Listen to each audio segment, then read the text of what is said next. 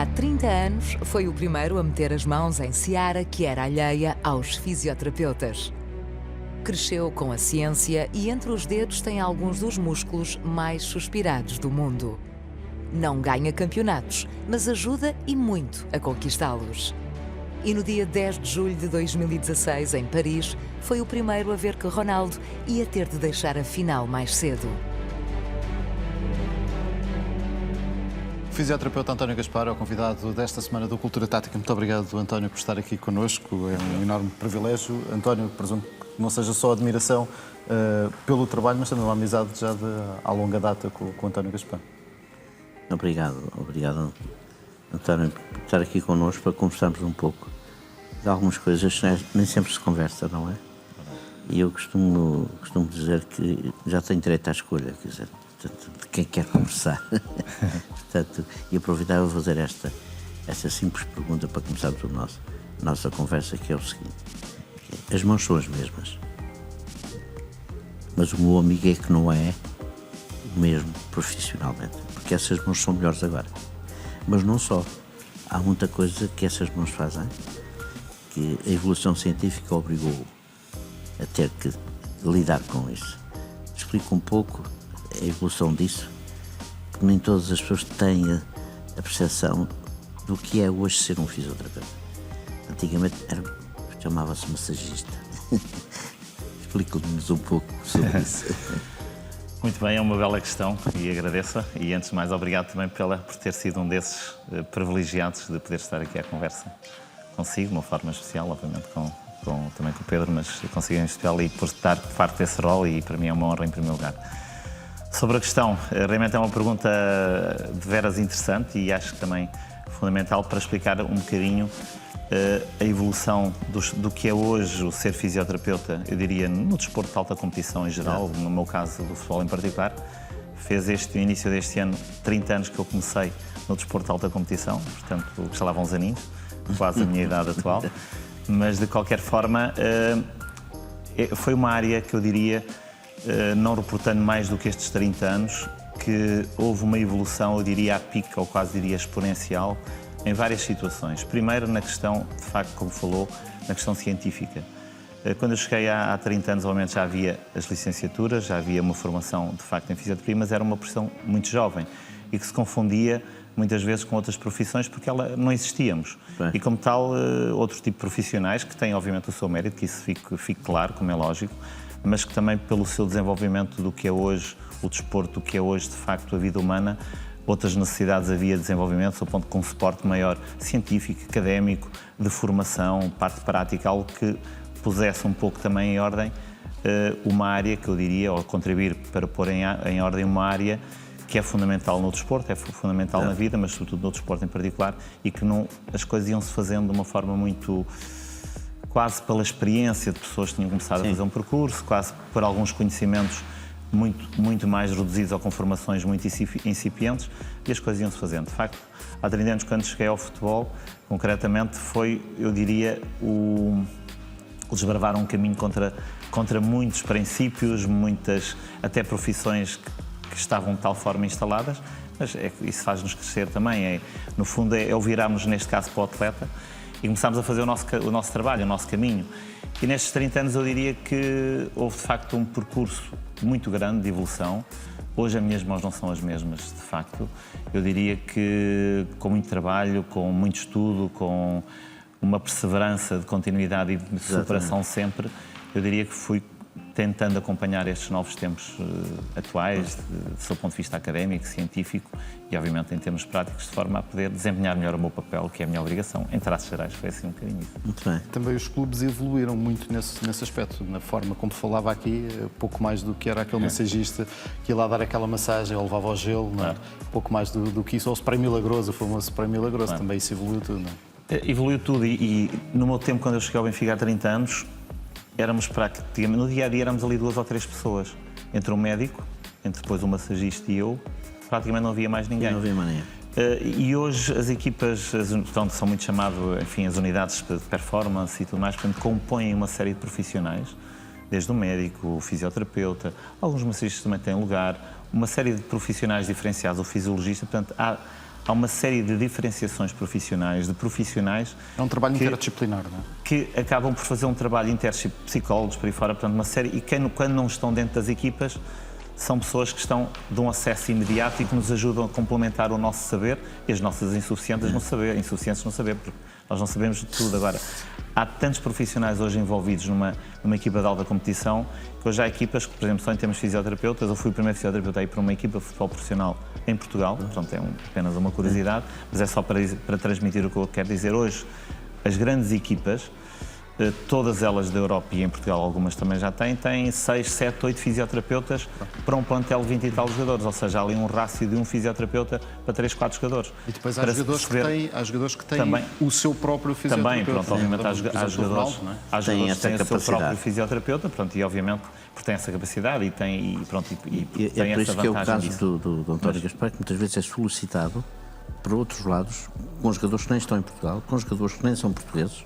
É verdade. Ele vai, não é? Portanto, há aqui portanto, o reconhecimento, digamos assim, isso é indiscutível. Mas vou-lhe pedir outra questão.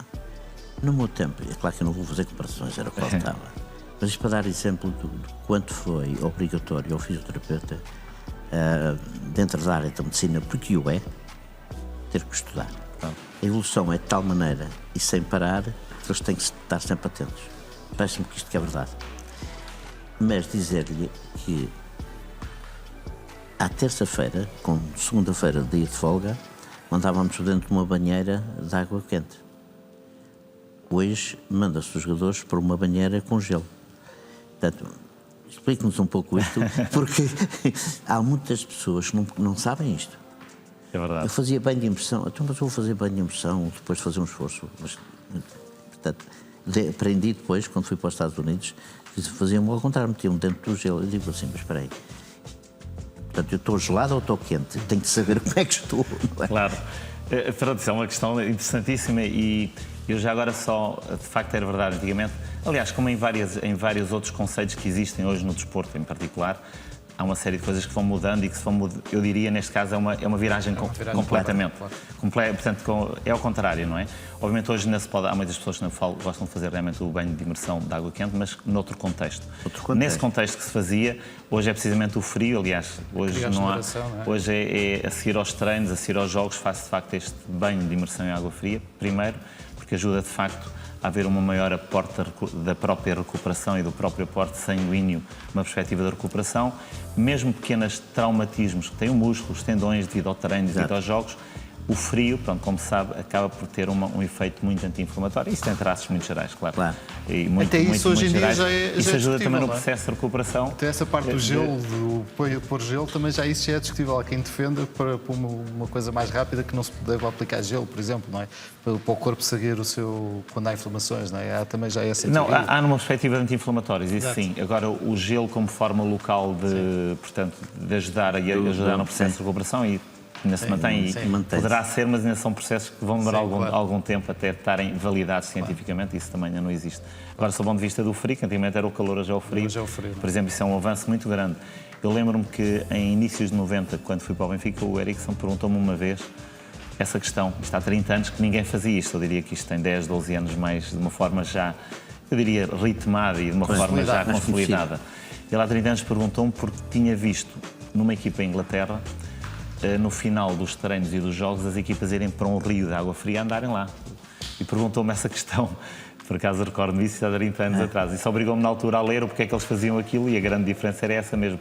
Microtraumatismos feitos no jogo, no treino, em termos musculares, em termos articulares, que ajuda a recuperar mais rápido. E para além disso, neste caso, o movimento também. A famosa massagem de gelo, que era uma coisa impensável, o resto da massagem de gelo. Em 75, quando fui para os Estados Unidos, pela primeira vez eu fiz uma ruptura de ligamentos na perna direita interior. E mandaram massagem de gelo. Uma fisioterapeuta, uma senhora, a fazer uma massagem, portanto, copo de gelo no frigorífico, copo de água no frigorífico, e dali resulta gelo. Ela cortava a parte de cima e toca-me fazer massagem de gelo. E eu disse, massagem de gelo? E ficava gelado, pá. Eu disse, mas o que é isto? Esse E tipo não percebe nada confesso disto. que em pouco tempo, Claro. 70 e tal, 75, isso é completamente revolucionário. Portanto, era o princípio até ter chegado aqui. E aproveito para dizer isto ao António Gaspar, porque é verdade. Eu fui um dos pioneiros nessa área, por isso é que falava na formação académica. Porque a evolução é tão rápida e tão constante que quem não estiver atento está para trás. E hoje, numa sociedade extremamente competitiva, quem está para trás já não chega lá. E o meu amigo não está para trás, está para a frente. Tá, obrigado. E a questão de facto é essa mesmo, hoje o fazer-se, nós também tem que haver uma validação científica, portanto tem que ser baseada em princípios que não é só fazer por fazer. Ele sente-se bem e faz. Ok, pode haver situações pontuais que isso acontece. Sim. Agora é uma questão científica, já não é uma questão científica, que é validada cientificamente, portanto, e que faz parte de processos de estudo e de pessoas que às vezes só se dedicam a determinado tipo de áreas em termos de investigação e de conhecimento. Que isso é que acho que é importante e, de facto, aí o conhecimento, eu diria em geral, a evolução foi atroz, foi brutal. O António já aqui abordou a situação o António Gaspar recebe nesta altura a visita de alguns dos jogadores mais famosos, isto para além de ter nas mãos, quando o Ronaldo está na seleção, a recuperação rápida dos jogadores. E os jogadores, cada jogador é um caso, não é? Deve ter a mesma lesão, não significa o mesmo tempo de paragem. Nós jornalistas temos sempre essa tendência de perguntar, então e quanto tempo é que ele vai estar fora do jogo e essas coisas, não é? Mas cada caso normalmente é sempre um caso, não é? É, de facto, e depende muito de vários fatores. Para já, das características próprias da lesão em si, porque para já não há nenhum caso igual, como é lógico, e o António Simões já teve lesões e sabe isso perfeitamente, comparam com os colegas, mas acima de tudo tem a ver muito, obviamente, com as características fisiológicas de cada um, mas também com as características psicológicas de cada um, de poder superar adversidades, de poder criar condições para que tudo corra bem, que a consciência que tem. Eu diria hoje quem é melhor profissional e consegue perceber também a sua lesão e o caminho que tem que fazer, consegue otimizar uma série de cuidados que ajuda realmente a que a recuperação seja mais rápida. Mas elas variam muito, que tem muito a ver com o jogador em si, como eu disse, os cuidados que ele tem, com a forma que nós intervimos. Eu já tive lesões teoricamente muito idênticas, que nos demoraram um tempo, diria, excelente, e noutros a gente pode recuperar também se o aflito. Portanto, isto nem tudo sempre também corre bem, como é óbvio, mas com muitas diferenças, sem razão nenhuma aparente, sem nenhuma razão aparente. Portanto, tem muito a ver, de facto, com vários fatores que começam nos jogadores. Isso apetece-me acrescentar que é todos nós temos os mesmos ossos. A cabeça é que é diferente. É verdade.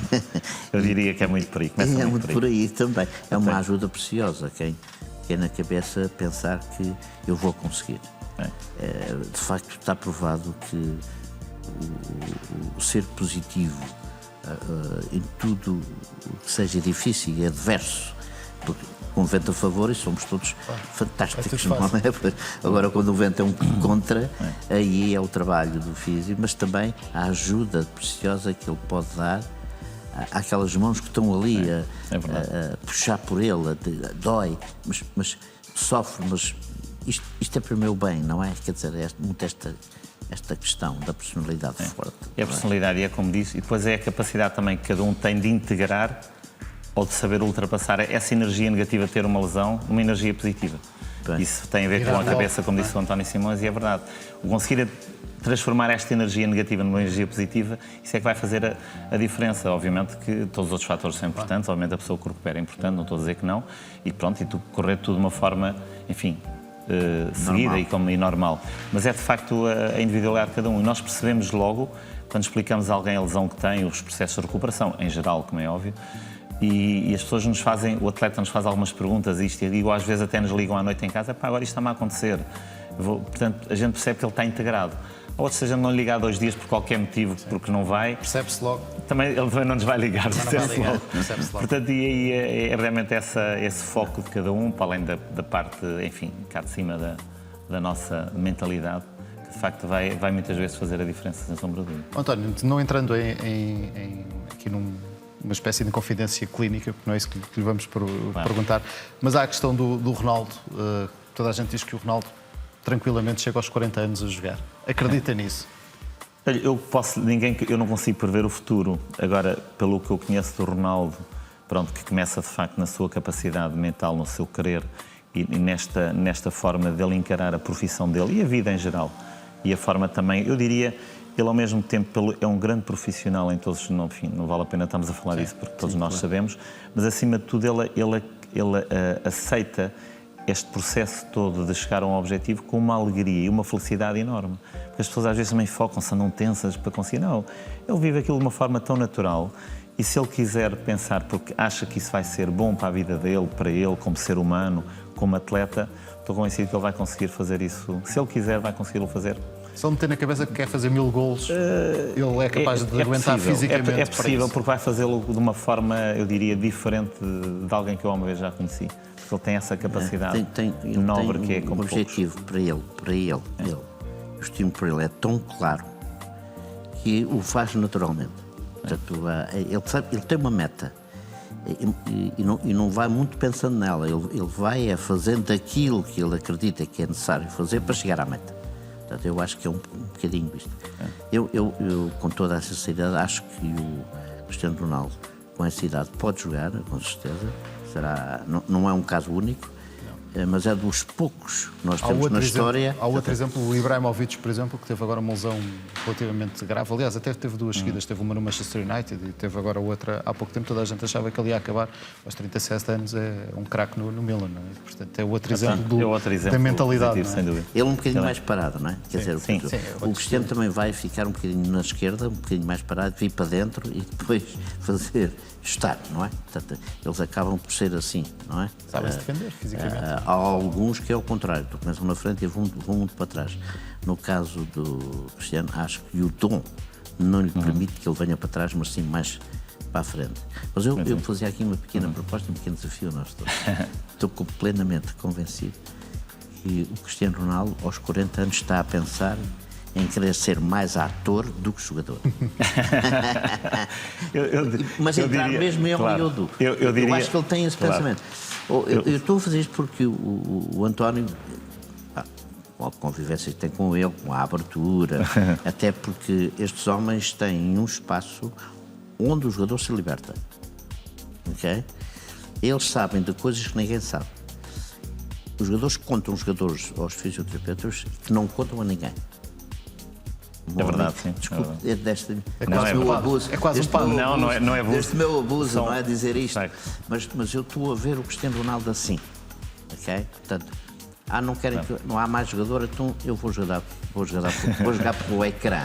Exato. Um bocadinho isto. Eu diria, pronto, e brincando um bocadinho com dentro de quem conhece a personalidade dele, do que ele é, obviamente ele tem necessidade de ter sempre um grande desafio e de continuar.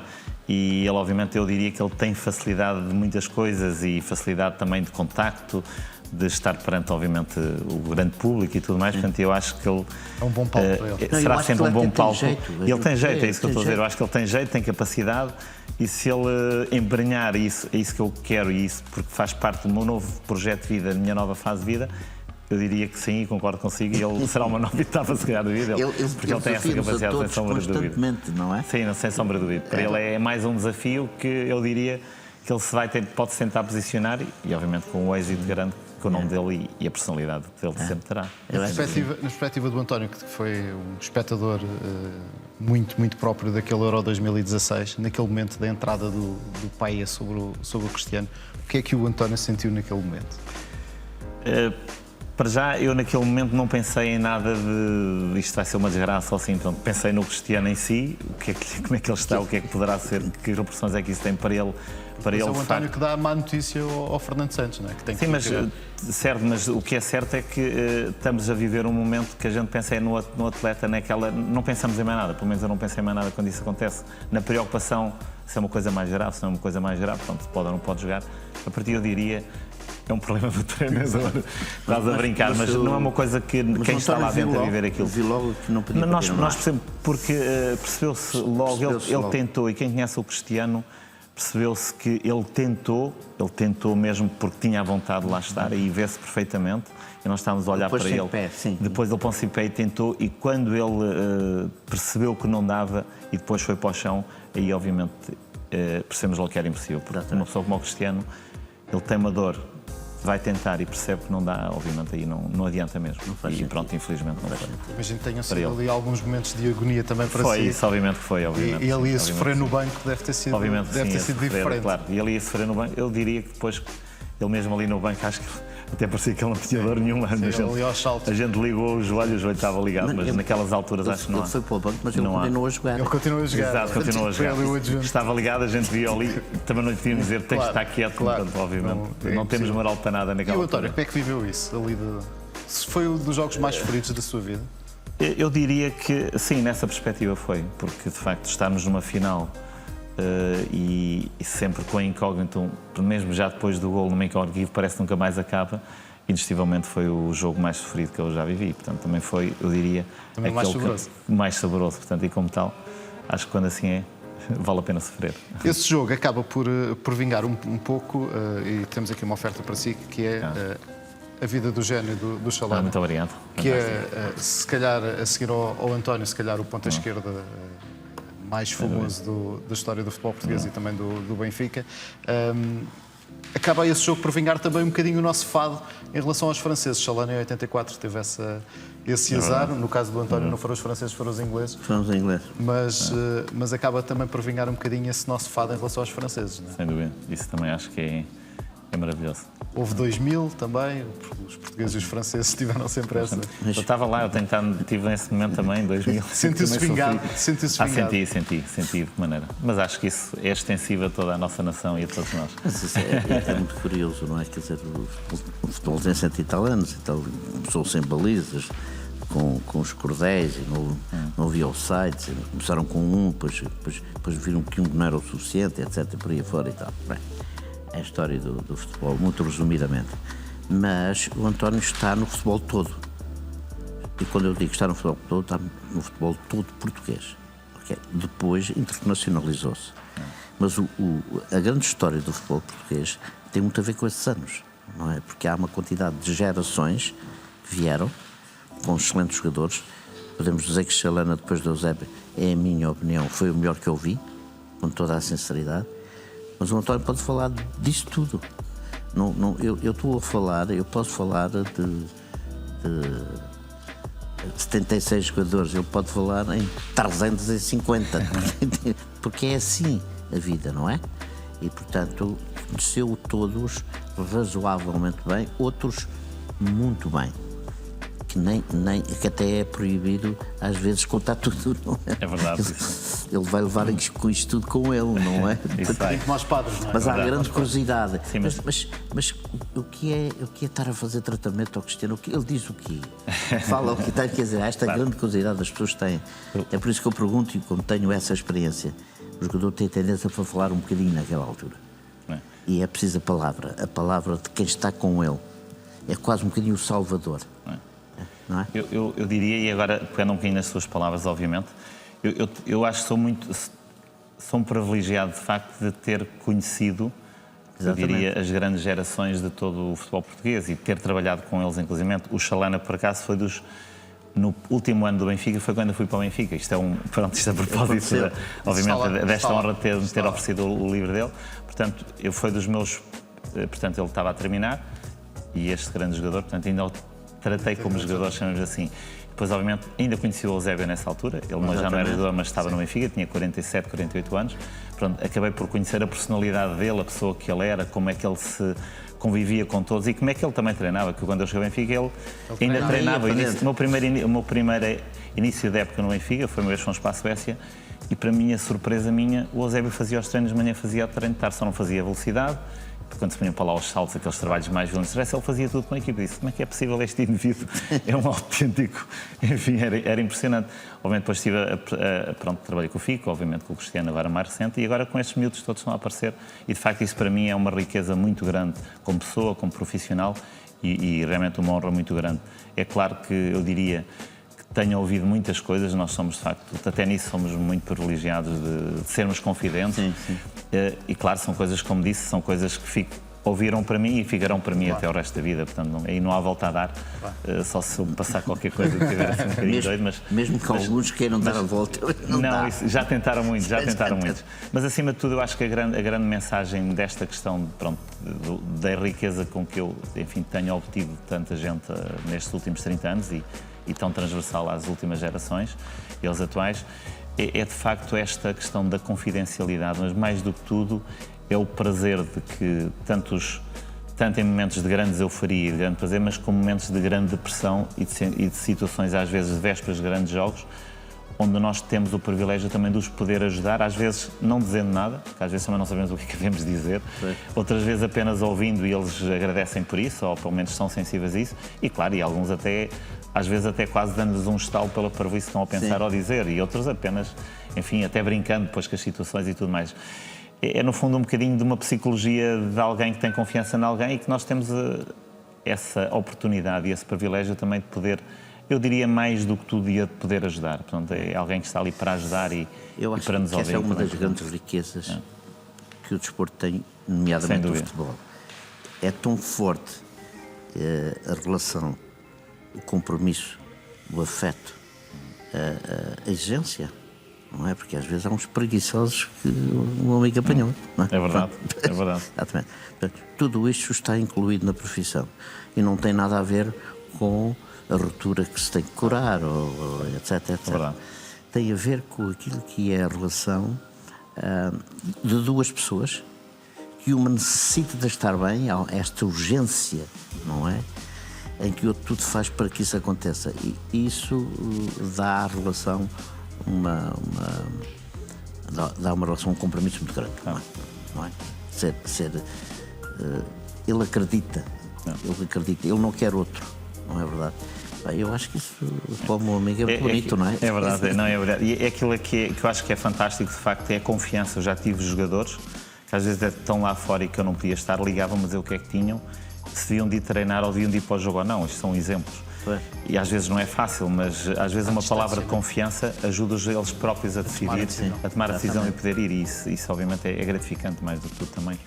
Isso é muita coisa. Isso é muita coisa. António, já não temos tempo para muito mais. Temos um habitual desafio é verdade. ao António, que é, se o António Gaspar fosse não um fisioterapeuta, mas um jogador de futebol, onde é que o colocaria em campo? Eu colocaria seguramente, cientificamente, não é verdade, e passando das mãos para os pés, não é? Nunca esquecendo da cabeça, era o que faltava, o pensador, o compreendedor, aquele que sabe onde é que está o bem e o mal, não é verdade? No bem não toca, no mal vai lá para ajudar e para resolver essa questão. Portanto, eu ponho como pensadores a equipa, dê-lhe a bola, que ele depois sabe perfeitamente o que fazer. Portanto, seria assim que eu vejo, e é assim que eu vejo também na vida real. Obrigado. E parabéns mais uma vez pela carreira profissional extraordinária e ao mesmo tempo agradecer-lhe ter vindo a aceitar este pequeno desafio, esta pequena conversa, que eu acho que sinceramente foi muito interessante e será passou num instante, como sempre. E passou muito rápido. Passou muito rápido. António, muito obrigado pela sua presença. Eu é que agradeço. António, daqui a 15 dias temos mais convidados no Cultura Tática. Até lá, já sabe. Fique bem, fique com o